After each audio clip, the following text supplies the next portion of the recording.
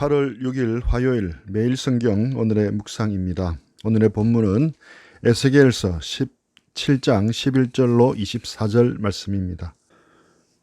오늘 본문은 어제 살펴보았던 비유와 수수께끼에 대한 해석입니다. 11절, 12절 상반절 말씀입니다. 여호와의 말씀이 또 내게 임하여 이르시되 너희는 반역하는 족속에게 묻기를 너희가 이 비유를 깨닫지 못하느냐 하고, 어제 묵상한 본문에서 하나님은 에스겔에게 명하시기를 이스라엘 족속에게 수수께끼와 비유를 말하라고 하셨습니다. 그런데 스핑크스는 수수께끼를 내고 맞추지 못하는 사람을 잡아먹었습니다. 잡아먹기 위해 오히려 어려운 수수께끼를 낸 것입니다. 하지만 하나님은 수수께끼와 비유를 말씀하시고 나서 알아듣지 못할까 노심초사하십니다. 반역하는 족속이었지만 그래도 한 번 더 기회를 주고 싶으신 것입니다. 그리고 에스겔에게 가서 깨닫지도 못할 수 있으니 해석해 주라고 합니다. 3절, 4절 말씀입니다. 여호와께서 이같이 말씀하여 이르시되 색깔이 화려하고 날개가 크고 깃이 길고 털이 숱한 큰 독수리가 레바논에 이르러 백향목 높은 가지를 꺾되 그 연한 가지 끝을 꺾어가지고 장사하는 땅에 이르러 상인의 성읍에 두고, 어제 본문인데 이 말씀에 대한 해석이 바로 12절 하반절 말씀입니다.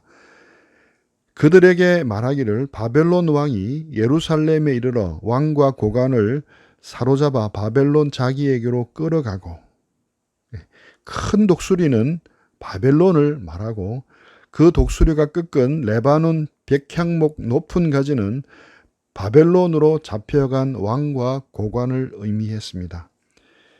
어제 본문 5절 또 그 땅의 종자를 꺾어 옥토에 심되 수양버들 가지처럼 큰 물가에 심더니, 이 말씀에 대한 해석이 13절입니다. 그 왕족 중에 하나를 택하여 언약을 세우고 그에게 맹세하게 하고 또 그 땅에 능한 자들을 옮겨 갔나니.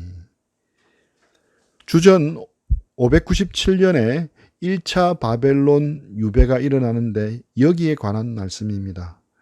요야김의 배반을 징벌하기 위해 바벨론 왕 느부갓네살이 예루살렘을 포위하자 그 직전에 죽은 여호야김의 왕을 뒤를 이어 그의 아들 여호야긴이 왕이 되어 있었는데 항복을 하고 맙니다. 느부갓네살은 여호야긴과 그의 가족과 상당수의 지배 세력과 수공업자들을 바벨론으로 사로잡아가고 여호야긴의 삼촌인 시드기야를 왕으로 세웁니다. 그 왕족 중에 하나로 택한 사람이 바로 시드기야이며 그에게 바벨론에게 복종하라고 조약을 맺고 맹세하게 합니다. 또 어제 본문인 6절 7절 말씀, 그것이 자라며 퍼져서 높지 아니하는 포도나무 곧 굵은 가지와 가는 가지가 난 포도나무가 되어 그 가지는 독수리를 향하였고 그 뿌리는 독수리 아래에 있었더라. 7절 또 날개가 크고 털이 많은 큰 독수리 하나가 있었는데 그 포도나무가 이 독수리에게 물을 받으려고 그 심어진 두둑에서 그를 향하여 뿌리가 뻗고 가지가 퍼졌도다.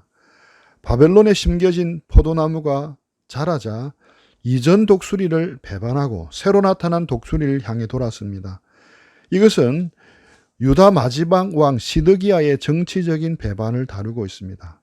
자신을 낮추고 높이지 않고 바벨론과 맺은 봉신조약의 보약을 준수했더라면 유다 왕국은 존속할 수 있었습니다. 하지만 시드기야 왕은 바벨론 왕을 배반하고 애굽으로 사절단을 보내어 군대의 도움을 요청합니다. 당시 국제 정세도 애굽은 반바벨론 정서를 부추기고 있었고 예루살렘에 대해 호의적인 상황이었습니다. 그래서 시드기야는 이 애굽의 힘을 의지하면 바벨론의 굴레에서 벗어날 수 있었다고 생각한 것입니다. 에스겔서 17장 14절 15절 말씀입니다. 이는 나라를 낮추어 스스로 서지 못하고 그 언약을 지켜야 능히 서게 하려 하였음이거늘. 15절 그가 사절을 애굽에 보내 말과 군대를 구함으로 바벨론 왕을 배반하였으니 형통하겠느냐? 이런 일을 행한 자가 피하겠느냐? 언약을 배반하고 피하겠느냐? 하지만 이 말씀대로 시드기야 왕은 실패합니다. 바벨론과의 언약을 파기하고 성공할 수가 없었습니다. 16절 주 여호와의 말씀이니라 내가 나의 삶을 두고 맹세하노니 바벨론 왕이 그를 왕으로 세웠거늘 그가 맹세를 저버리고 언약을 배반하였은즉 그 왕이 거주하는 곳 바벨론에서 왕과 함께 있다가 죽을 것이라. 하나님께서는 시드기야의 배반이 참담한 결과를 가져올 것을 분명하게 말씀하십니다. 내가 나의 삶을 두고 맹세하노니 라고 말씀하실 정도로 분명하게 선포하셨습니다. 이 말씀을 듣고 시드기야와 예루살렘이 돌이켰다면 얼마나 좋았겠습니까? 17절 대적이 토성을 쌓고 사다리를 세우고 많은 사람을 멸절하려 할 때 바로가 그 큰 군대와 많은 무리로도 그 전쟁에 그를 도와주지 못하리라. 실제로 바벨론 느부갓네살은 예루살렘을 포위하고 토성을 쌓고 사다리를 세워 공격을 합니다. 그리고 역사적으로 볼 때 애굽은 유다를 도와서 바벨론 군대와 전쟁을 하는데 한 번 개입합니다. 주전 588년에 바벨론에 포위당한 예루살렘을 구출하기 위해 전쟁에 개입합니다. 유다가 멸망하기 2년 전입니다. 이때 느부갓네살은 포위를 풀고 애국군과 싸우려고 군대를 이동합니다. 이 사이 예루살렘은 일시적인 해방을 맛보고 희망을 찾는 듯 했습니다. 하지만 애굽 원정군은 바벨론 군대에게 참패를 당하고 애굽으로 퇴각을 해버립니다. 이로 인해 예루살렘은 완전히 고립되고 맙니다. 18절 그가 이미 손을 내밀어 언약하였거늘 맹세를 업신여겨 언약을 배반하고 이 모든 일을 행하였으니 피하지 못하리라. 하나님 말씀대로 배반에 대한 응당한 책임을 피하지 못한다고 말씀하십니다. 19절 그러므로 주 여호와의 말씀이니라 내가 나의 삶을 두고 맹세하노니 그가 내 맹세를 업신여기고 내 언약을 배반하였은즉 내가 그 죄를 그 머리에 돌리되. 이 말씀에서 잘 관찰하면 좀 특이한 점을 볼 수가 있습니다. 분명 시드기야는 바벨론 왕과의 언약을 배반했는데 하나님께서는 하나님과의 맹세를 업신여기고 언약을 배반했다고 말씀하고 있습니다. 그리고 그 죄값을 시드기야에게 돌리겠다고 말씀합니다. 그만큼 유다가 바벨론에게 항복하는 것이 하나님의 뜻임을 보여주고 있습니다. 20절, 21절 그 위에 내 그물을 치며 내 올무에 걸리게 하여 끌고 바벨론으로 가서 나를 반역한 그 반역을 거기에서 심판할지며 그 모든 군대에서 도망하는 자들은 다 칼에 엎드러질 것이요 그 남은 자는 사방으로 흩어지리니 나 여호와 이것을 말하인 줄 너희가 알리라. 이 말씀은 시드기야 왕의 배반과 그로 인해 벌어지는 남유다의 멸망의 모습을 선포하고 있습니다. 실제로 시드기야는 포위당한 성을 야반도주하다가 바벨론 추격군에 붙잡히게 되고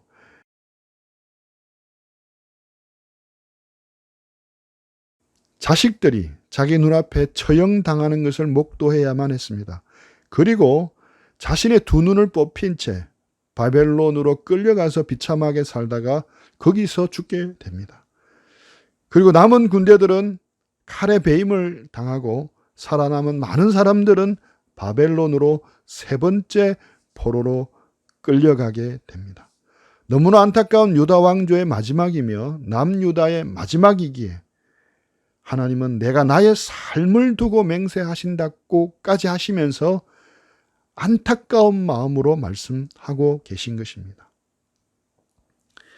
22절 주 여호와께서 이같이 말씀하시되 내가 백향목 꼭대기에 높은 가지를 꺾다가 심으리라.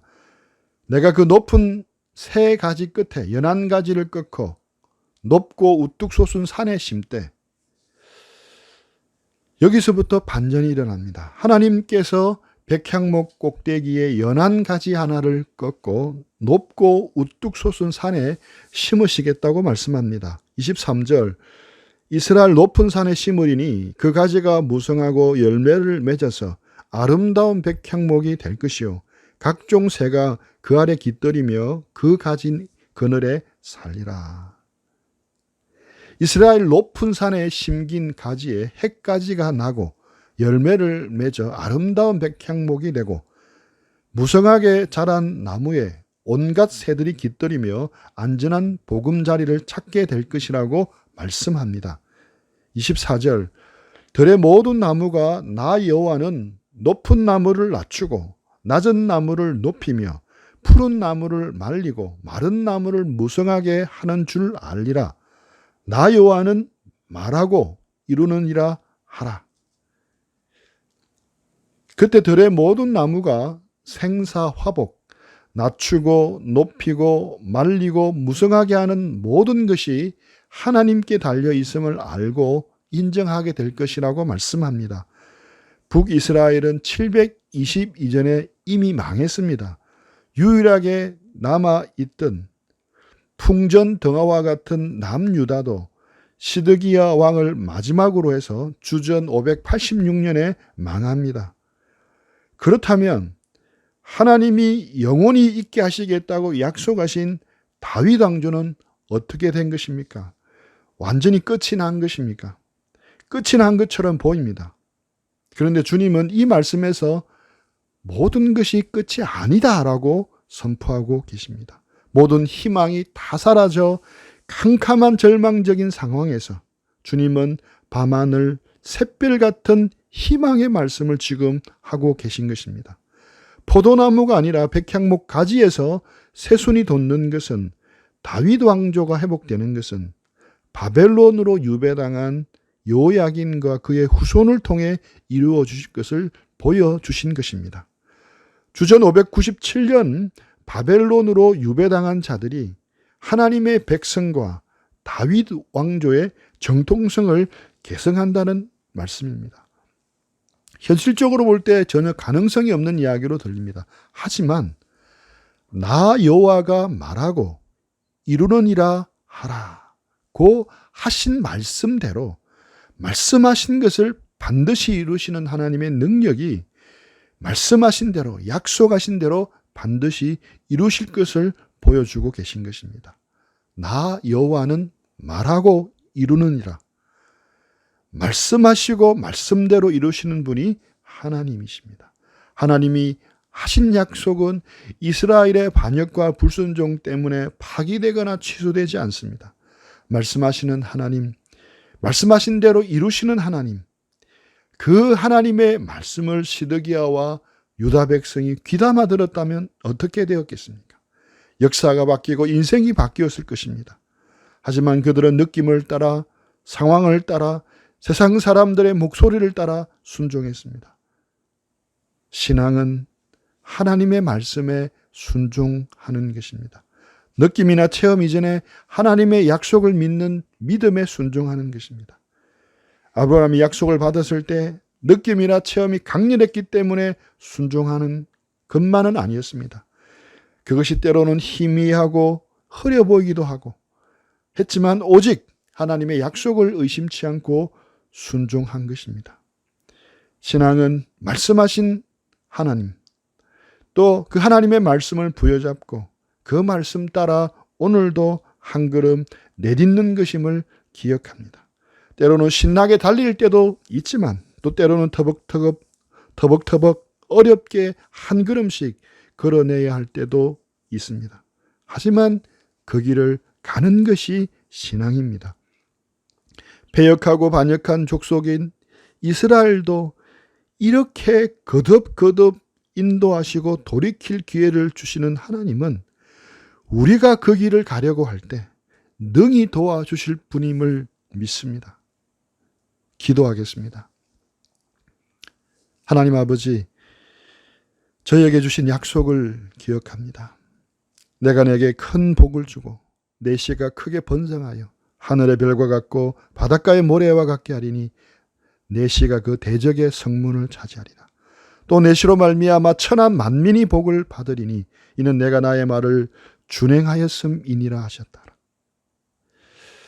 하나님 우리 부부에게 주신 약속, 저희가 평생 약속으로 주장하는 이 말씀대로 예수 그리스도 안에 있는 우리 부부와 수원팀 형제 자매들을 통해서 이 약속을 반드시 온전히 이루어 주시리라 믿습니다. 가능성이 보이거나 느낌이 온다거나 상황이 좋아 보이지 않더라도 이 말씀을 신뢰하며 나아갈 수 있도록 도와주시옵기를 원합니다. 주님, 이 약속을 우리와 수원팀 형제자매들 통해 이루시고 영광받아 주시기를 간절히 의뢰합니다. 또 축복합니다. 주님 도와주시옵기를 원합니다. 예수님의 이름으로 기도합니다. 아멘.